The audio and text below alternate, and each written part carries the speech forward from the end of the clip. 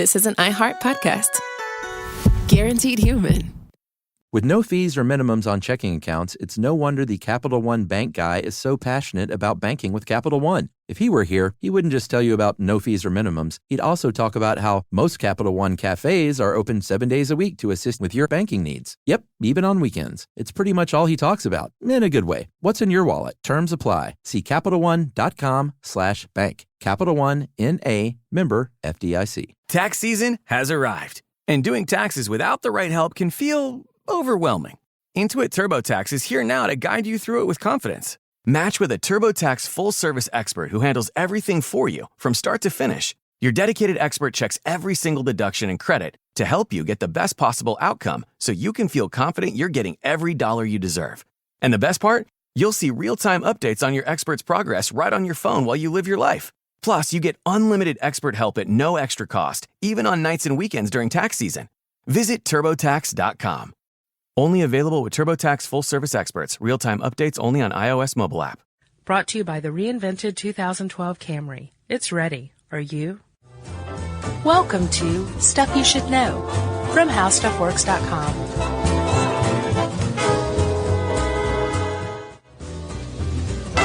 Hey, and welcome to the podcast. I'm Josh Clark. Charles W. Chuck Bryant is across from me, out of kissing distance. And I guess that makes it Stuff You Should Know. The non-kissing edition. About kissing. Which is every single one of our shows thus far. Body Farms came close. Yeah, you're right. I had the urge to make out. Remember I took my shirt off? Oh, that's right. Yeah, and you were like, I'm not doing this. Well, that quelled my urge to make out, though. Yeah. I'm like, oh, really? Yes. This is what you want? And you're like, no, put it away. Hey, man. It's been a big month, and we're at the end of it, aren't we? Yes. Rocktober has been nutty. I know. We've been on the TV twice. Twice? Yeah. Remember Good Day Atlanta? Oh, God.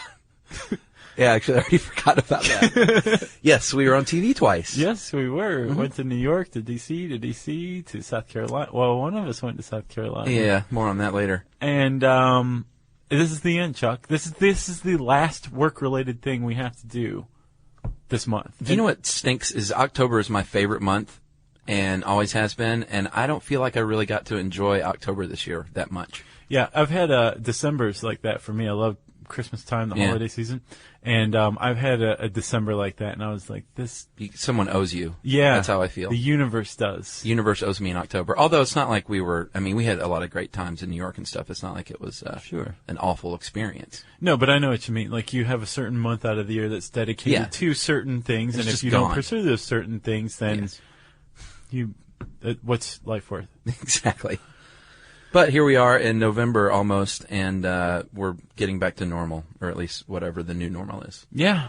So I'm excited. Yeah, me too. You're excited. And we're talking about kissing today, right? This is a very hard clinical look at the science of kissing. Yes. Which, by the way, we should say the scientific study of kissing is called philematology. Philematology. So we're philematologists for the day. Yes. So let me go ahead, Josh, and then just start out clinically saying that anthropologists, no one knows for sure why we kiss to begin with. Right. There's some theories, though, and one of them anthropologists came up with was that back when we were evolving humans, that we that mothers would regurgitate, or not regurgitate, but they would chew up their food. That's regurgitating. I thought regurgitating was when you literally threw it up. Okay, you're right, yes. Okay. But that mothers would take their newborns and they would chew up their food to then place, like a bird would, into the baby's mouth. Mm-hmm. And that evolved even once the kid learned how to eat into just affectionate caretaking. Right, and it was a way to reassure the kid. It was something that the kid, I imagine, had come to associate with pleasurable, close feelings. Yeah. Right? That and survival. Mom spitting food into your mouth. Well, exactly. But that's the learned behavior idea, right?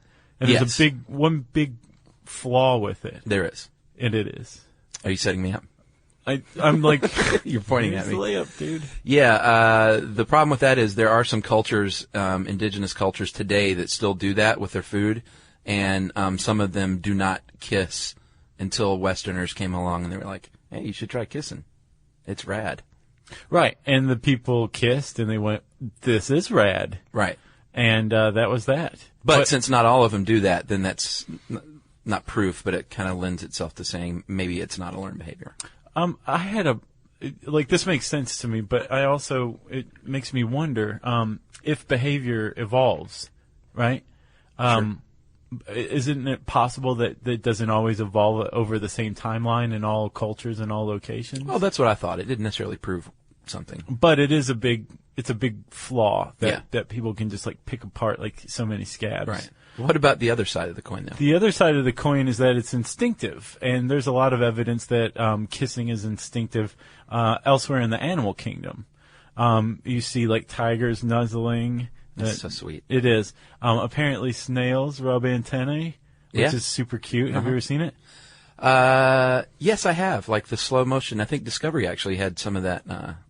It's actually rather, or maybe it was that movie Microcosm. I'm but sure it looks really lurid when you see two snails combining themselves. Yeah. Wow. When you see it up close, it's like, oh my God, this is a pornographic. clinical and sterile look at things. I think birds touch beaks. Yeah. And it's all over the animal kingdom. In a lot of cases, what you're seeing is a smell. There's scent glands located in the face of some animals in that area. I think cats have that. Yeah. So when you see two tigers nuzzling, they're like smelling one another's pheromones or some scent that's pleasurable. But the point is while they may not be kissing as we know it, they're still engaged in pretty much the same behavior that establishes bonds, that reinforces trust, and that shows that you are close to that other animal, that mate or that kinfolk. Yeah, didn't you have something on the bonobo apes? Yes. I thought you were telling me something about that earlier. I wasn't. You weren't? No, you have me confused with someone else. Oh. Well, these things kiss like crazy. They do, and they kiss regardless of sex, regardless of status in the pack. Is it a pack of apes? The family? The tribe? I think it's a family. We'll I call don't it think family. right. So, I mean, trust me, we're going to get email on this one. They kiss all the time, though. They do it to reduce tension after a fight, to reassure each other, the social bonds, and for no reason at all. You know the reduced tension after a fight? Do you know who that reminded me of? Who? Ronnie and Donnie Gallion. Oh, yeah. Remember they kiss and make up after a fight? The world's oldest conjoined twins. Uh-huh. Yeah. Yeah, So very cute. sweet story. Yeah. They're still with us, aren't they? As far as I know. Oh, goodness, Chuck, their birthday just happened. They'd be 58 now. That's right. Yeah. We need to check in on them. Not that they know who we are. We're just the creepy guy who followed them home from school. All right. So there's arguments for and against. We should say part of the problem with saying that kissing is instinctive is it's very difficult to prove. And the fact that about 90% of all cultures across the world kiss. Yeah. So if it's instinctive, what's up with the other 10%?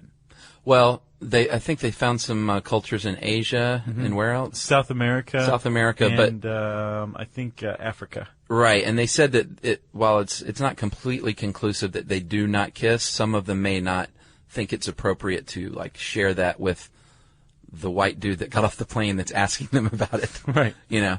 So maybe they don't kiss and tell, but generally, I mean, everywhere I look said 90% of all cultures kiss, so that's what we're going to go with. Yeah, and in a kissy face culture, which is most of them, as we've seen, I found, Chuck, that people spend as much as 2 weeks out of their lives kissing. Really? Which, you want to hear something depressing? That's about as much time as we spend waiting for red lights in our lifetime. I wonder how much time is spent kissing at red lights. I don't know. That's a great question. I was wondering how much more we would kiss if we spent less time at red lights. Yeah. Like if maybe it'd be like 3 weeks in 1 week or something like that. That's a good point. So there are people, as we said, philematologists who study the science of kissing, of kissy facesness. And one of those groups is the Kinsey Institute, named after the famous sex researcher Alfred Kinsey. Yes. And they've basically found that there are 3 factors that contribute to the experience of a kiss, right? Yes. And they are biological, psychological, and social. Yeah, psychological, there's a couple of factors within that, sub-factors. It depends on how you're feeling at the time and how you feel about the person. of how it's going to affect you. Obviously, you've heard the expression like kissing your sister. That's if you're being kissed by someone you don't want to be kissed by, you're going to have a completely different reaction, obviously, than when you're being kissed by someone you really want to kiss. Sure. And your emotional state at the time you're being kissed has a lot to do with it as well.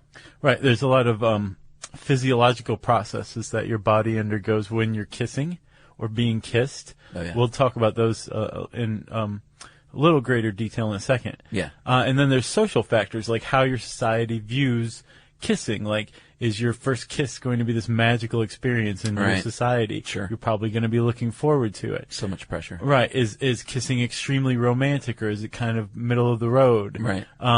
Is it taboo? All of these things are going to have an effect on the psychological impact as well.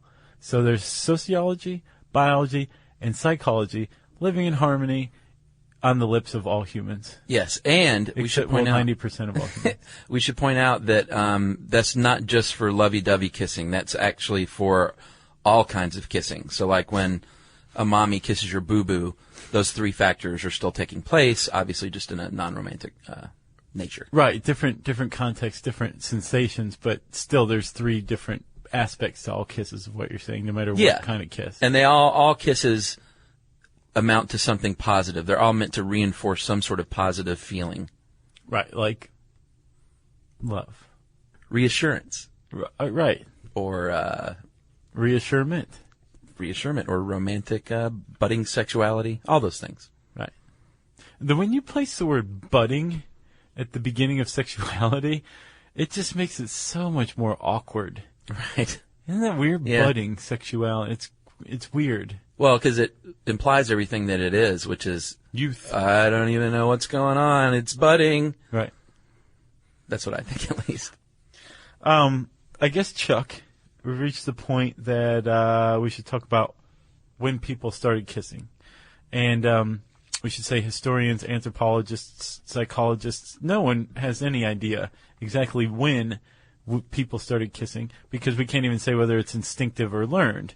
Right? Sure. But the earliest accounts that we have of kissing come about 3,500 years ago. And it's described, it's not, that word isn't used, obviously, but what people are taking as a description of kissing appears in these ancient Vedic texts out of India, right? Yeah, Sanskrit. Yes, I think they're in Sanskrit. They called it sucking face back then. It's evolved into kissing. After that, it started becoming a little more prevalent in like art and literature. Right. That kind of thing. Like in a little text that might sound familiar, the Vatsyayana Kama Sutram. Ah. Uh-huh. A.K.A. the Kama Sutra. Mm-hmm. A.K.A. Penthouse Letters. Yeah, don't you find it funny that the book on sexual positions was written 3,000 years ago or more? No. 6th century A.D.? What I find funny is that no one's really improved upon this, tome. They pretty much wrote the definitive book on sexual positions and sexuality. I just find that interesting. But they also cover kisses, all kinds of kisses in the Kama Sutra. Right. And that was a long, long time ago. Right. It was written, standardized in the 6th century A.D., but it had been passed down orally for centuries before that. Right? Yes. And so they think that probably, kissing, they're not saying it originated in India, but this is where the earliest accounts are, so kissing originated in India. Well, and they think that the anthropologists think it's a learned behavior, think that Alexander the Great learned about it in India when he invaded and was like, this is awesome, let me go take this back to Greece. And that he did. This is awesome. Support for this show comes from Public, the investing platform for those who take it seriously. On Public, you can build a multi-asset portfolio of stocks, bonds, options, crypto, and now generated assets, which allow you to turn any idea into an investable index with AI. It all starts with your prompt, from renewable energy companies with high free cash flow to semiconductor suppliers growing revenue over 20% year over year. You can literally type any prompt and put the AI to work. It screens thousands of stocks, buys one-of-a-kind index, and lets you backtest it against the S&P 500. Then you can invest in a few clicks. Generated assets are like ETFs with infinite possibilities, completely customizable and based on your thesis, not someone else's. Go to public.com/SYSK and earn an uncapped 1% bonus when you transfer your portfolio. That's public.com/SYSK. Paid for by Public Investing. Brokerage services by Open to the Public Investing, Inc., member FINRA and SIPC. Advisory services by Public Advisors, LLC, SEC registered advisor. Generated Assets is an interactive analysis tool. Output is for informational purposes only and is not an investment recommendation or advice. Complete disclosures available at public.com/disclosures. Every great idea deserves the power to bring it to life. Meet the all-new Dell XPS laptop, the perfect combination of style, power, and performance, designed to elevate everything you do. With its modern ultra-thin design, it's as stunning as it is functional. And the battery? It's built to last all day long, from that first sip of coffee to your evening wind down without missing a beat. And when it comes to performance, the XPS doesn't just keep up, it leads the way. Whether you're tackling your biggest projects or bringing your creative vision to life, it's built for editing photos, mixing tracks, and designing masterpieces. Powered by the Series 3 Intel Core Ultra processors, the XPS gives you the freedom to create without limits all day long. The Dell XPS proves there's no need to compromise. Style, power, and reliability come together in one expertly crafted machine. Check out the all-new Dell XPS at dell.com/XPS. You know, I remember hearing a long time ago that kissing, I don't know where I used to get these facts. I think it was the same place where I heard that Genghis Khan killed 1.8 million people in an hour. Yeah. But they said that kissing was located only in the Mediterranean up until 500 years ago, and that it is a symbol of our urge to cannibalize one another. Not true. I don't think that's true at all. I don't either. So we're in the Roman Empire now, and they kissed a lot. They kissed as greetings. They kissed their rulers' hands as a sign of respect. Right. It was out of respect. And they came up with the 3 categorizations of kissing. I know. The Romans really like to categorize things. Like love, different types of love. Yeah. This one is, there's osculum, which is a kiss on the cheek. Mm-hmm. There is basium, which is a kiss on the lips. And then there's, see if you can guess this one, savolium. Yeah. Yeah, like, that's that kind of kiss. Yeah, that's a deep kiss. And it doesn't necessarily say anything about the French variety, but I think that's just sort of implied. Right, and historians also suspect that a lot of the kissing traditions we still hold today in the modern era were founded or originated in Rome, right? Yeah. Like there's a kissing to seal a wedding, to end a wedding ceremony. Yeah. You may now kiss the bride. Mm-hmm. Apparently, if you made out in front of a bunch of people, like you were married. That meant you were married? In ancient Rome, like, yeah. Whoa. I know. Yeah. Do you know how many people would be married today? Lots of people. A lot. And divorced and married and divorced. Yeah. And also, since you said the sealed thing, the sealed with a kiss, we generally think of like a love letter sealed with a kiss, but back then they used to seal legal documents with kisses. Right. Which is a little weird to me. Well, it kind of points out, it was weird to me too. I'm thinking, it points out how seriously people took kissing back then. Yeah. It was relatively new. Sure. And like, this is a big new thing. Or if I should say the learned behavior proponents are correct, it was relatively new and they're like, right. This is very important. It's very sacred. Right. And speaking of sacred, it played a big role in the Catholic Church. There was this thing called the Holy Kiss, right? Yeah, the osculum passus. Yes. And they kissed, the Holy Kiss, basically they thought you were transferring your spirit. Well, the Holy Spirit, the spirit of Christianity. Well, when I say the spirit. Oh, what did I say, your spirit? Well, you said, yeah. No, the big one. Okay. The Trinity. The dove. And they, unfortunately, the Protestant Reformation killed, like, everything else that was fun.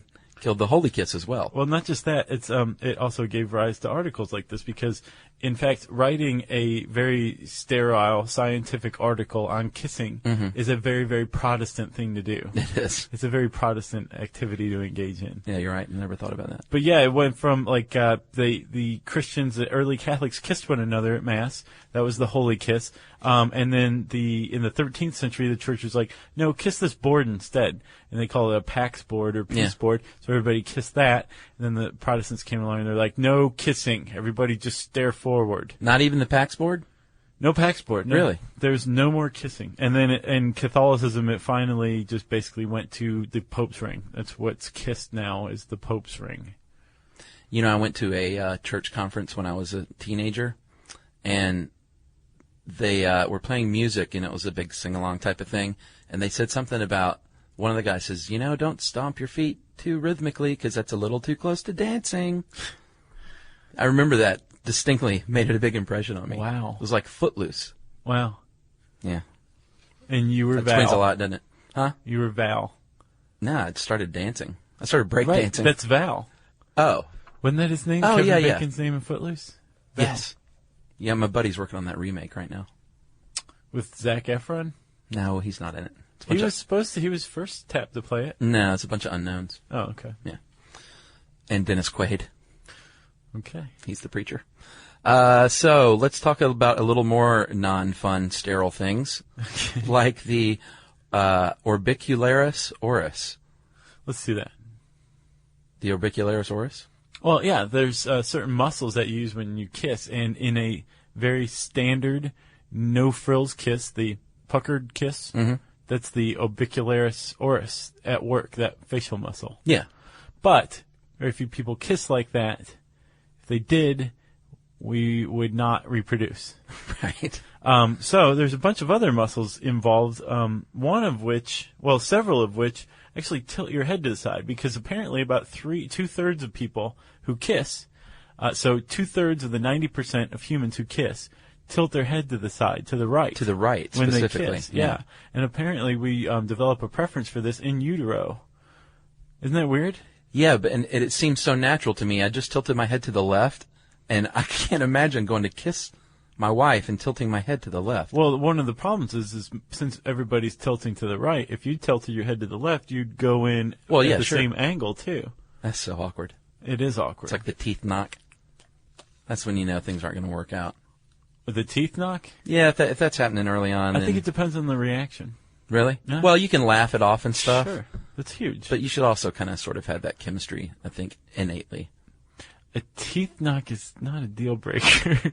Wow, I'm pretty tough. Wow. That's why I didn't date much. That's funny. I was turning left and knocking teeth. You're like, look, Leslie, I'm very sorry. Like, you're a very nice girl, and I like your parents a lot, but your teeth brushed against mine in one of our early kisses, so this can't go any further. Yeah, I'm tough. Well, that's why I got married at like 36. No teeth knocking? No teeth knocking. Good. So do you want to cover those muscles? It's a lot of boring names. No, but they all let's talk play a about part. what they do. Like Okay. There's other muscles move the lips around. So instead of just puckering, you can be like, Right. Yeah. Right. I just use several muscles, muscle groups. Yeah. There's also ones that pull the corner of your mouth down. Yeah.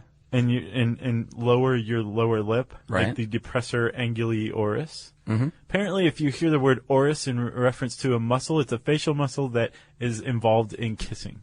Right. Right? And then, importantly, I would say the genioglossus, styloglossus, palatoglossus, and hyoglossus. All those muscles operate your tongue. Support for the show comes from Public, the investing platform for those who take it seriously. On Public, you can build a multi-asset portfolio of stocks, bonds, options, crypto, and now generated assets, which allow you to turn any idea into an investable index with AI. It all starts with your prompt, from renewable energy companies with high free cash flow to semiconductor suppliers growing revenue over 20% year over year. You can literally type any prompt and put the AI to work. It screens thousands of stocks, builds a one-of-a-kind index, and lets you backtest it against the S&P 500. Then, you can invest in a few clicks. Generated assets are like EFTs with infinite possibilities, completely customizable and based on your thesis, not someone else's. Go to public.com/podcast and earn an uncapped 1% bonus when you transfer your portfolio. That's public.com/podcast. Paid for by Public Investing. Brokerage services by Open to the Public Investing, Inc. Member FINRA SIPC. Advisory services by Public Advisors, LLC. SEC registered advisor. Generated assets is an interactive analysis tool. Output is for informational purposes only and is not investment recommendation or advice. Complete disclosures available at public.com/disclosures. Every great idea deserves the power to bring it to life. Meet the all-new Dell XPS laptop, the perfect combination of style, power, and performance, designed to elevate everything you do. With its modern, ultra-thin design, it's as stunning as it is functional. And the battery? It's built to last all day long, from that first sip of coffee to your evening wind down without missing a beat. And when it comes to performance, the XPS doesn't just keep up, it leads the way. Whether you're tackling your biggest projects or bringing your creative vision to life, it's built for editing photos, mixing tracks, and designing masterpieces. Powered by the Series 3 Intel Core Ultra processors, the XPS gives you the freedom to create without limits all day long. The Dell XPS proves there's no need to compromise. Style, power, and reliability come together in one expertly crafted machine. Check out the all-new Dell XPS at dell.com/XPS. If, as Tracy Wilson, who wrote this article, puts it, if you decide to use it. Right. If you're from France and that's how you kiss, then those four muscles are going to control your tongue. Right. I was kind of surprised at first it was those four muscles, but when you look at the tongue, it's extremely malleable, and there's all sorts of you can roll your tongue and make clovers out of your tongue, and it's a very specific, controllable piece of your body. Digit? Is it a digit? I guess, have you ever seen a tongue outside of the mouth? What do you mean? Like a surgically removed tongue. Not a human one. Gross? Yeah, I saw one at the Atomic Bomb Memorial Museum in Hiroshima. Uh-huh. The guy whose tongue was taken out had turned black because he was exposed to radioactivity. And I've seen two. His was one of two tongues that I've seen completely removed, but there's the soft palates attached that spreads out and back. Really? It's really interesting looking. Crazy. Yeah, you don't want to see a tongue outside of a mouth. Well, especially one that's, was bombed. Right. I'm sure that didn't help. No. So obviously, Josh, too, what happens when you kiss is you like everything with the brain, you have to have the nerves from your face sending messages to your brain, telling your brain what's going on. And that stimulates a lot of things like dopamine and serotonin. Oxytocin is becoming an increasingly that's a big one. Important neurotransmitter. Yeah, what's the deal there? Well, it creates feelings of affection, attachment, loyalty. It's they think that love, in a lot of ways, especially intense early romantic love, resembles addiction. So there's a lot of dopamine that gets released when you see the person that you're attracted to. But then over time, it turns into long-lasting companionship love. That's oxytocin at work. Oh. And it's also very big in milk production as well. So that's very strange that I would have done that. But it's present. It forces milk production, and it's also transferred from mother to child through breastfeeding. So it promotes feelings of attachment through that as well. How about that? Yeah. Adrenaline, our old buddy with the fight or flight that we haven't talked about in a while. Hey, adrenaline. And all sorts of natural endorphins make that euphoric feeling come alive. And not only that, it actually increases your heart rate, and your blood starts pumping more, and you're getting more oxygen to your body just from kissing. Even if you're, let's say lying down. Lying down? If you're in a prone position, let's say, and you're kissing somebody, your heart rate's still going to increase as if you were exercising. Right. I think you're prepping for physical activity, relations. I think so. Thank you. Should we mention the one study? I know we looked at this when we did the webcast about the smell.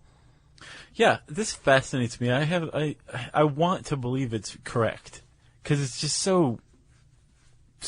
It's elegantly simple. Yeah. But I think you should take it. This is yours. Well, I think it's the situation is you can reproduce. It's like this, see? You can reproduce with somebody who has a different immune system. If you reproduce someone with different immune qualities that you have, you will produce a more robust, healthier child. Right, because your kid's going to have your immunities and your husband's immunities or wives or reproductive partners' immunities combined. And apparently you can sniff this out. Supposedly. Here's the big problem with that. Like what you're talking about and what this theory is based on is pheromones. And from what I understand, we've been shown to have an organ that at one time was capable of detecting pheromones, but that most humans, not all humans, most humans aren't capable of using this nasopharyngeal organ any longer. We'll just call it the appendix. Okay. That's actually supposedly where I think some sort of antibodies go to basically hide out and generate backup. And then go back and fight infections and cancer and things again. I knew they were kind of thought they had figured out the appendix for a while. You don't just go removing organs willy-nilly just because we don't realize what they're for, you know? I know. That's what I said. That's like knocking Pluto off the list of planets. Exactly. So were you done with your smell thing there, though? I'm done. Okay. It was yours, and I hijacked it. I apologize for that, Chuck. That's all right. There's been some recent studies in the past year that I'll throw out a couple of stats. From the University of Albany said that 59% of men and 66% of women report that after feeling attracted initially to someone, that the attraction ended after the first kiss. 66% of women. That's weird. That makes you think about the... I'm telling you. No, but it's like the immune protein idea. Like maybe these people had similar immune proteins and they found that in the kiss and were like, yeah, maybe. I'm looking for a more robust, less weakly child. Right. Yeah, that's a good point. And this same guy who did the professor at Albany that did that study said that he also thinks that because saliva has testosterone, the fact that men prefer like sloppy kissing and conceivably a more wet, saliva-ridden kiss means that they are trying to transfer testosterone into the woman's mouth to trigger a sex drive. I don't know about that. Sounds like an awful lot of conjecture. It's an awful lot of conjecture. And another recent study in England, and this was like today I read this, that apparently heterosexual males in England don't mind kissing. Yeah, apparently that has to do with their football culture, right? Yeah, they said they interviewed 145 college and high school students, all of them straight as an arrow, and that they, 37% they had engaged in sustained kissing with another dude and didn't think it was a big deal. And 95% of athletes said they kissed another man compared to 80% of non-athletes. Yeah. So they theorize it starts on the old soccer pitch. That's Gordon Ramsay's impact, clearly. Is it? Yeah. So, hey, all you swinging Brits out there, good on you.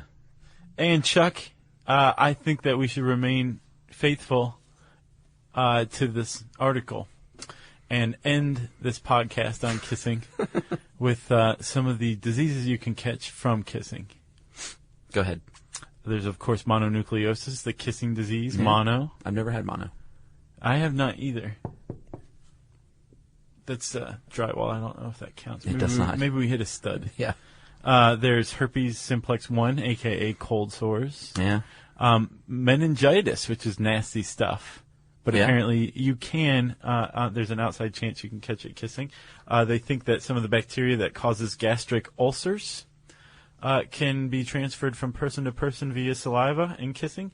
And there is apparently one case recognized by the Centers for Disease Control and Prevention here in Atlanta, UGA, USA, that one case of HIV has been reported that's been transmitted through kissing. Wow. That's a downer. That's how kissing works. Well, that means there's like two open sores at the same time in the mouth, right? I mean, I guess. You can't spread HIV through saliva. When HIV and AIDS first really kind of hit the public psyche. Oh, yeah. It was like, can we sit on toilet seats? Should we all just shoot ourselves now? What are we going to do? And so kissing overblown. was a big one. Yeah. And then as time went on, I remember somebody saying the stat was you'd have to transfer a gallon of saliva to have a good chance of catching HIV or contracting HIV from somebody through kissing. And you're like, yeah? But I'm sure you're right. I'm sure that it was through, like, from sore to sore, something horrible like that through kissing. Like, I mean, one case, you know? You all right? I'm just thinking about open source kissing and, yeah. So if you want to read an article, read more about kissing, and possibly decide to never kiss again after reading it, you can type in kissing in the swing and search bar at howstuffworks.com. It's an homage to the British. And since I said that, the British, that means it's time for a listener mail, right? Are they coming? They've already been here. Yeah, okay. This is from Sarah, and it's about jealousy. And like you predicted, Josh, we've had a lot of people write in and said, I agree with Josh. And a lot of people said, I agree with Chuck. Yeah, it's healthy. It is. So, with that in mind, Sarah has to say this. As follows. I have to agree with the notion that a small amount of jealousy is not only normal, but healthy.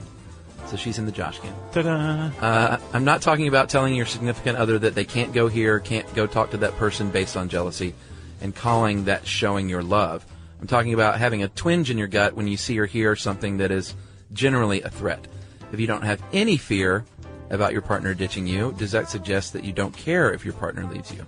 I say no. Or does that mean you're not realistic? Maybe. So say there's a bad day when you were a putz, and that handsome guy at the farmer's market smiles a little too big at your wife, and you see her, in fact, that makes her feel pretty. If that doesn't affect you at all, doesn't cause a little something in your gut, then does that also mean that you'll miss the opportunity to think, hey, maybe I should do a little something to make her feel pretty? This is a great point. This is an excellent point. And if you do keep missing those opportunities, maybe you'll end up taking things for granted. I've expressed and appreciated very small showings of jealousy.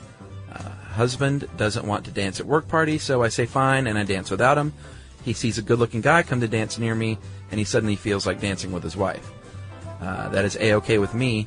Or when, let's say, my husband has a grocery store girlfriend, the cute checker who smiles at him especially, I've playfully shown a little more PDA than usual when this happens, and I know he gets a kick out of that. So, Sarah, I'm down with that. I just don't call that jealousy. That's jealousy. I don't think so. I think jealousy is a palpable fear of losing somebody, and I think that there's just that. These are different degrees. That degree is where I draw the line, and I don't call this jealousy. I just call it playful marriage shenanigans. Everyone, I would like to announce something. Mr. Charles W. Chuck Bryant is now a convert to jealousy in a relationship. There you go. Yeah. Thank you, Chuck. And that was very nice of you to select that letter rather than one that was like, Josh is wrong, and here's why. Oh, that's coming up on the next one. Oh. Just kidding. Thanks a lot, Sarah. Appreciate that email. It was very thoughtful and well-informed. If you want to send Chuck and me an email that's thoughtful and well-informed about, say, your first kiss, wrap it up, send it to stuffpodcast@howstuffworks.com.